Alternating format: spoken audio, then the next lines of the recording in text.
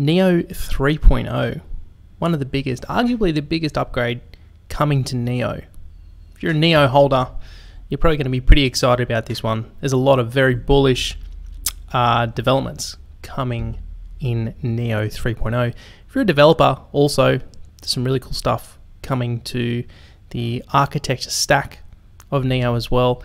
And overall, just a lot of general improvements, developments, and updates coming in this major upgrade, of which the details are going to be released by co-founder Eric Zhang at the upcoming Neo conference. I believe it's in Seattle. But firstly, let's hear what Eric has to say himself about the massive Neo 3.0 upgrade. Neo 3.0 will be an entirely new version of the Neo platform built for large-scale enterprise use cases. It will provide a higher TPS and stability, expanded APIs for smart contracts, optimized economic and pricing models, and much more. Most importantly, we will entirely redesign Neo's core modules. So that's some pretty exciting stuff. I'm pretty sure I know exactly what's coming in Neo 3.0. That's exactly what we're going to talk about in this video. The 5 major developments coming to Neo 3.0. So let's get straight into the video.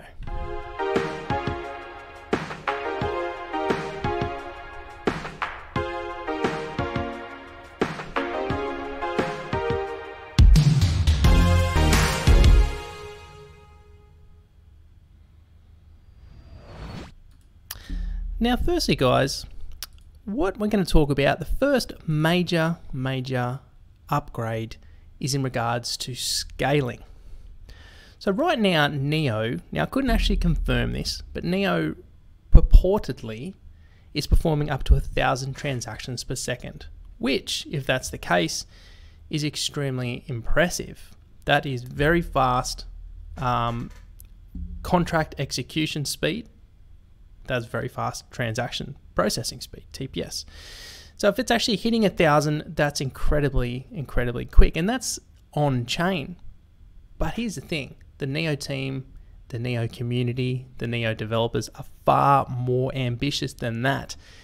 In fact, they want to move up to 100,000 transactions per second on chain, and they even have plans for second layer scaling solutions already in the works. But we're going to talk about the on-chain scaling solutions that they're working on to move Neo up to 100,000 transactions per second. I'm getting a bit ahead of myself there, and a little look at the projects behind that. So there are 2 projects operating concurrently working on this scaling solution, and one of these I think is likely to be implemented in Neo 3.0. The first one here is called Neo Sharp. Now, per the overview, Neo Sharp is a new core and node implementation of Neo with 3 main project goals: to break into dependencies in Neo and allow pluggable modular design to be used by node implementations, to create testing infrastructure for both specification of behavior and benchmark for modifications, and to develop an initial fully compatible version and 1 new experimental high-performance module for each component. Now, the next project is Neo Hyper VM, VM being a virtual machine.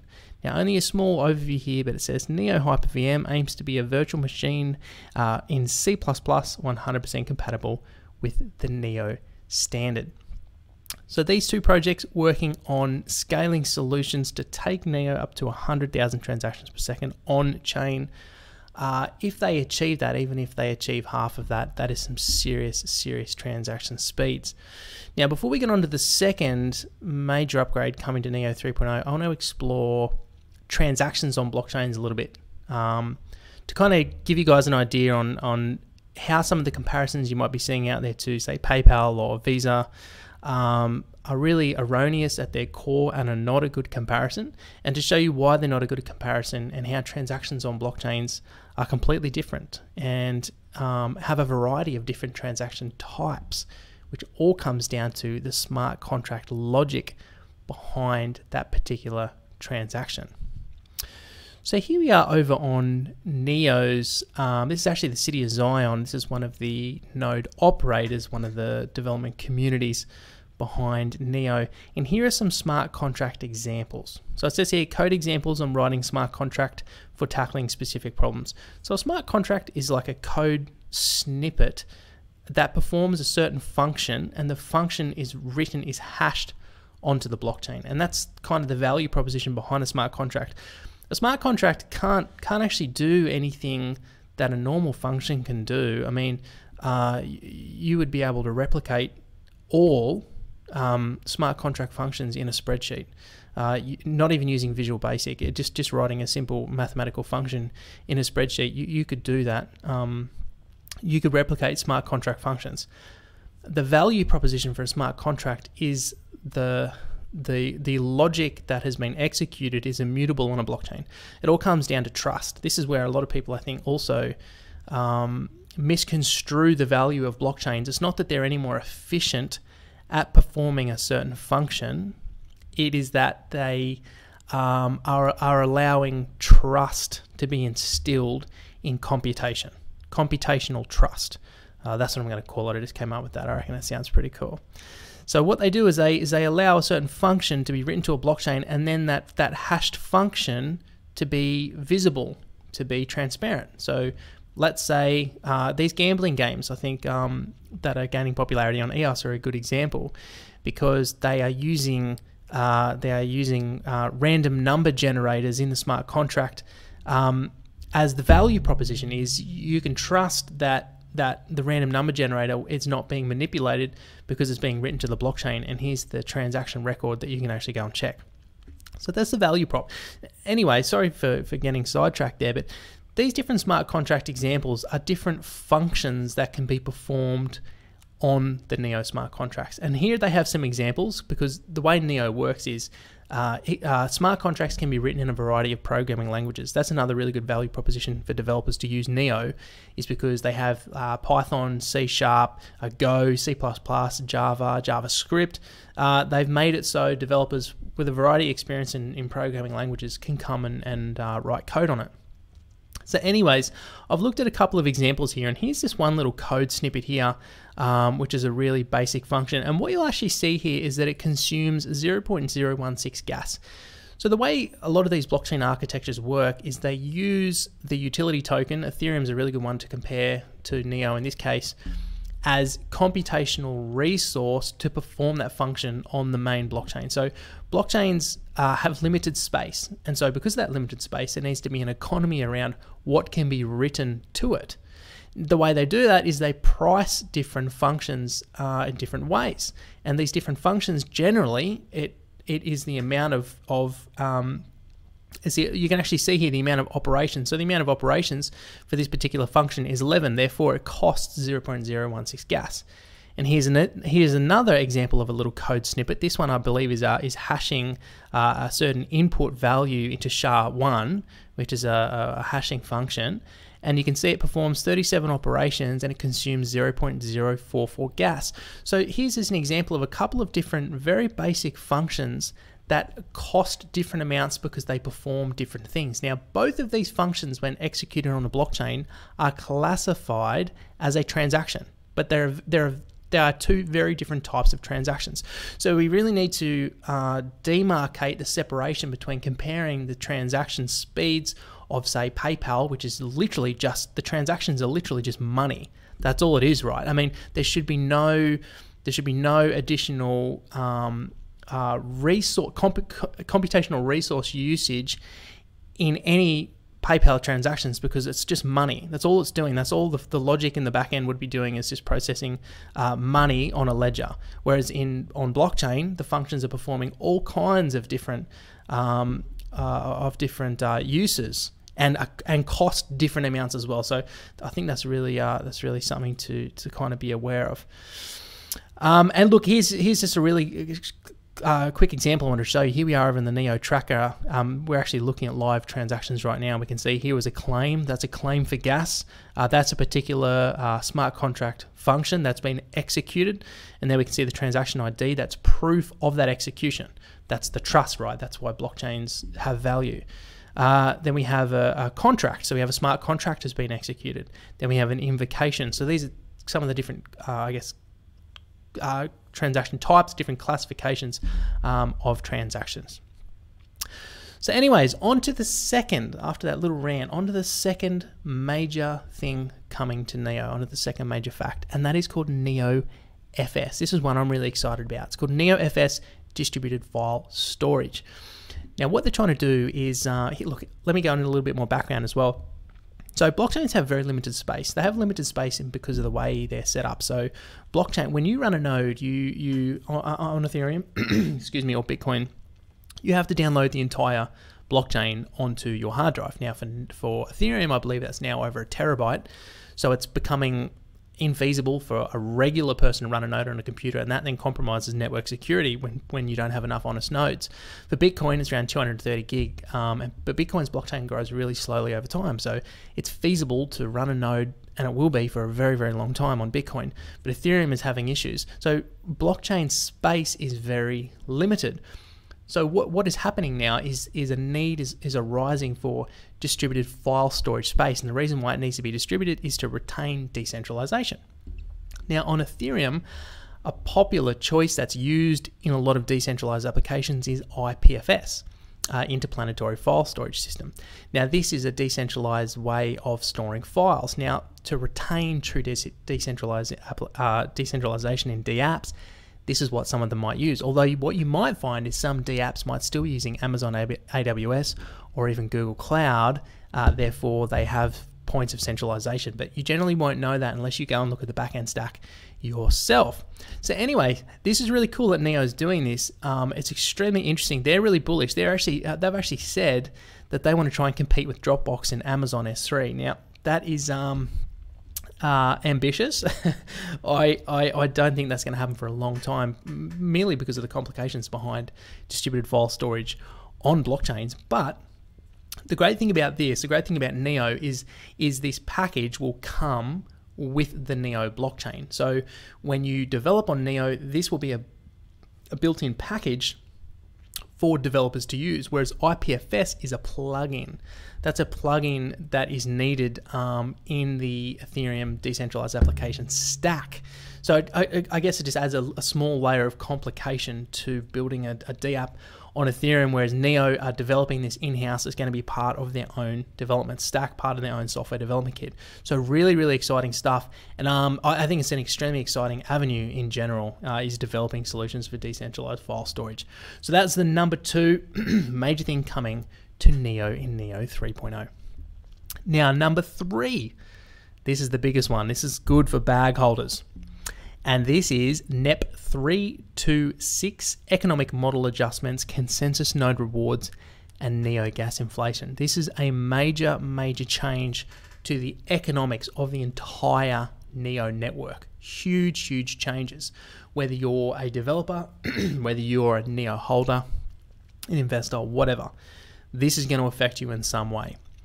So the first major thing that they are doing, because there's a few major components here. The first thing they are doing is changes to the rewards that Neo holders get.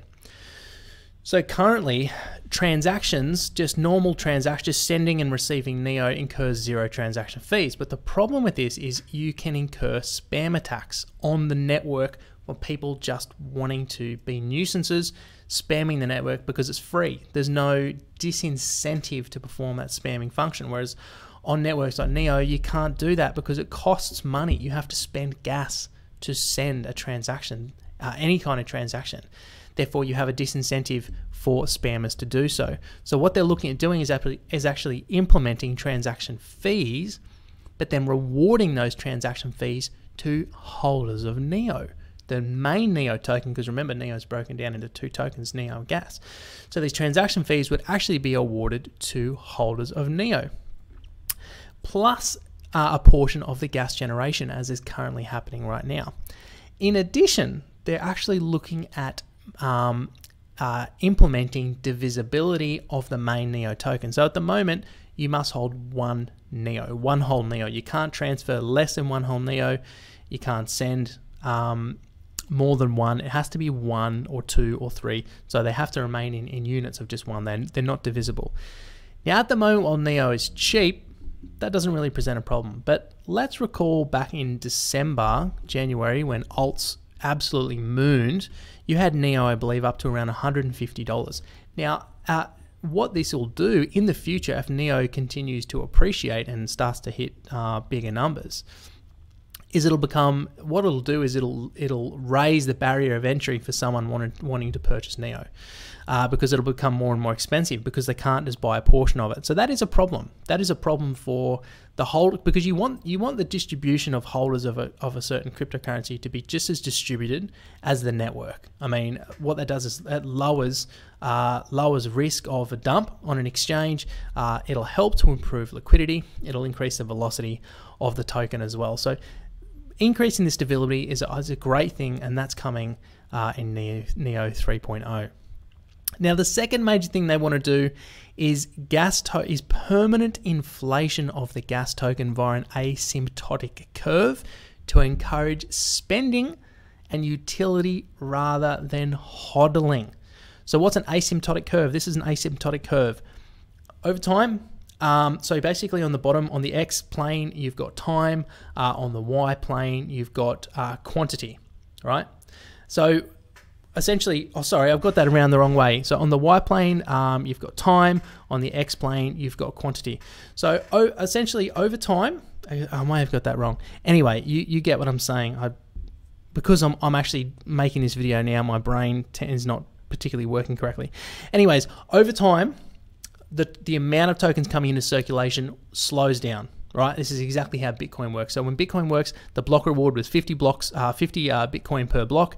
After 4 years, it reduced to 25. After another 4 years, it reduced to 12.5. And then after another 4 years, which is in just over a year, it will reduce down to 6.25.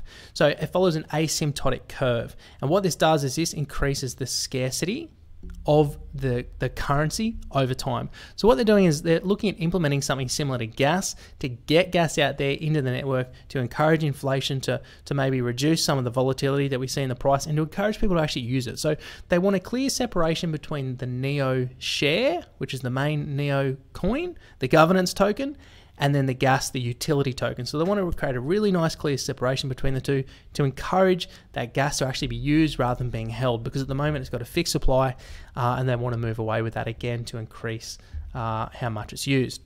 Now, I will mention too that this proposal is still open for comment. So you can come in here into GitHub, and I'm still just getting used to using GitHub. I'm using it more and more and more. I'm really starting to enjoy it.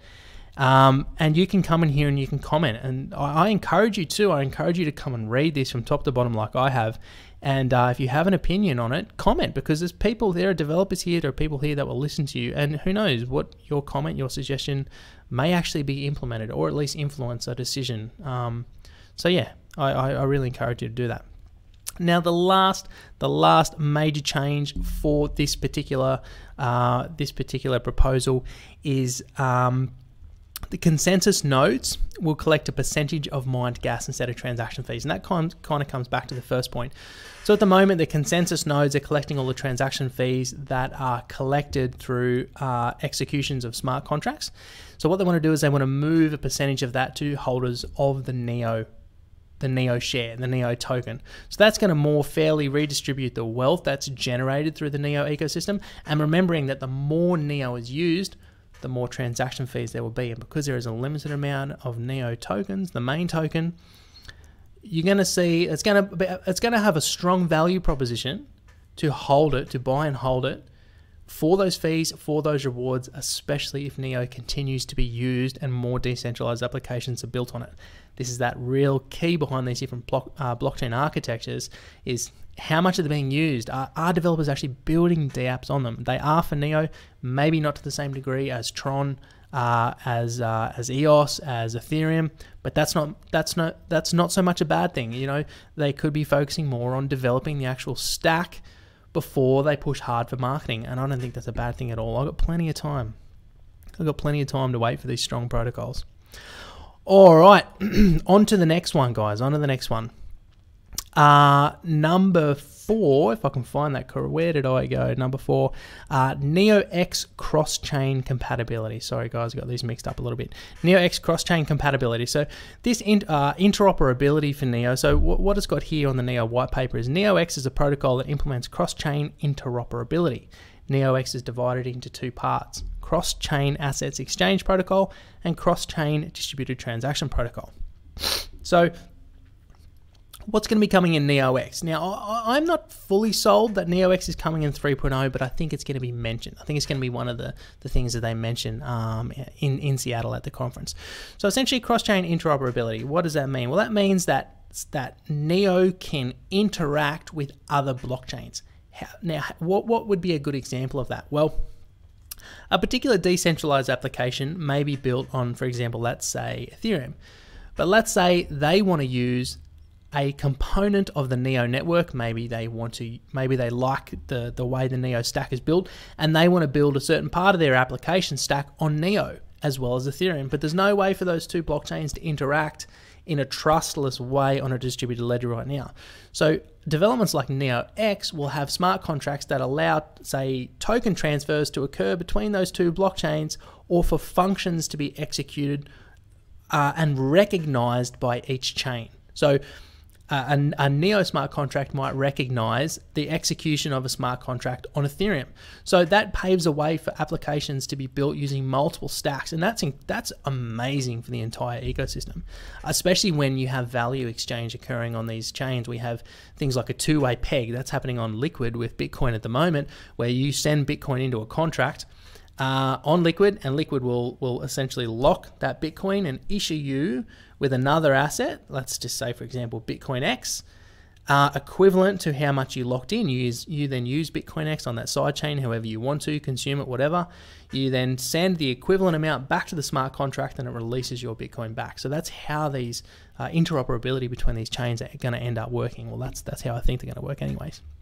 So that's number 4. Now, number 5, the last one for what is coming in Neo 3.0, the NEP non-fungible token standard. Now, there's actually been 3 of these proposed by different developers. There's been number 37, number 30, and now number 41. Number 41 is the one that looks like it's been accepted, but again, it is still open for comment.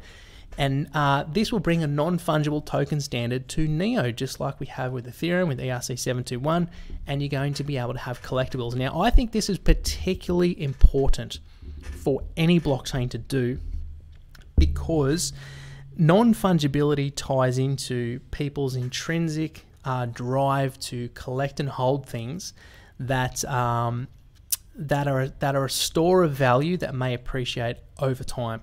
I think that's why games, especially role-playing games where you can earn rare items that are worth something, especially in an online context, become viral and have, you know, hundreds of millions of players using them. That's why the skins market has blown up in a lot of these online games like Dota and Counter-Strike, is because people like collecting things, holding them and selling them. It's just something in our human nature that enjoys doing them. And I think we're seeing collectibles on Ethereum blow up. We've got these marketplaces now that facilitate the trading of collectibles.